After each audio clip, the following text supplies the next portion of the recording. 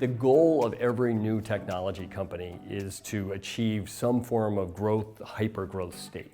When a company does that, that puts them into rarefied air where they have the potential to build a really big, important business. Typically, when an entrepreneur finds initial product market fit, growth tends to explode. When in those special moments, you're holding on for dear life, you're trying to manage it. A lot of entrepreneurs and CEOs get very focused on, okay, I'm keeping the ship moving forward. I'm very focused on that business and taking it to its logical conclusion.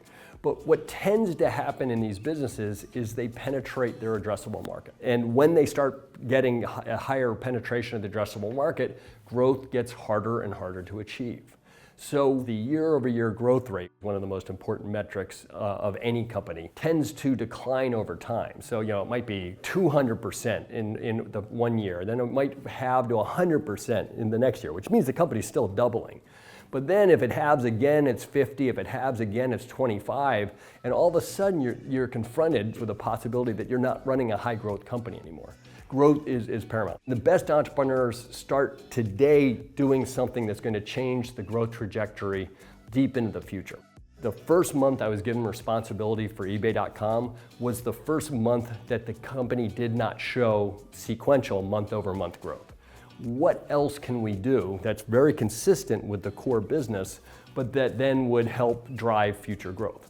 We said, okay, we want to introduce this into eBay to try to attract new people, try to attract new classes of goods, and we hope that it would be additive. Buy It Now, which was the fixed price format, quickly was adopted by our sellers and our buyers, and within a year was something like 30% of revenues, and led to the acceleration of the growth rate, because now it was not only the auction business, but then you layer in Buy It Now on top of it.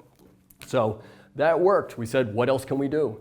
So we started looking for new future layers. One we did was eBay Stores. It was a persistent inventory format that helped bring goods onto the eBay platform in much higher quantity. The one that worked extremely well was when we bought PayPal and used the payment integration of online payments on the eBay.com platform to drive growth, because the payments friction of not having electronic payments was slowing the business down, and that drove a huge acceleration in growth at the company. So I became a big believer that the way you drive long-term sustained growth was through the progressive development of new layers on the cake that led to higher and higher revenues. A lot of the best entrepreneurs in the Valley follow this model.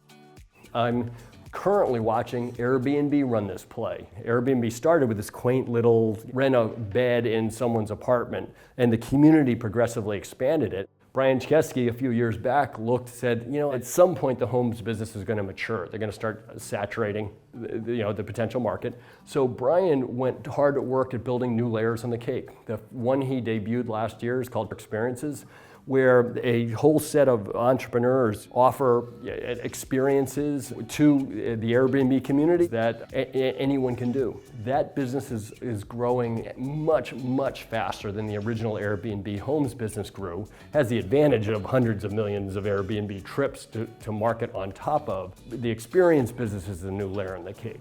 They debuted Airbnb Open to try to appeal to people who are willing to spend more to get a luxury retreat.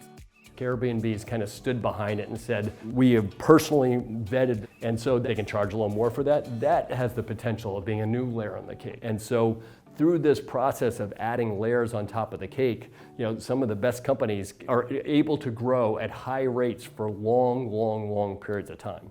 So for us, this is the recipe for achieving that growth.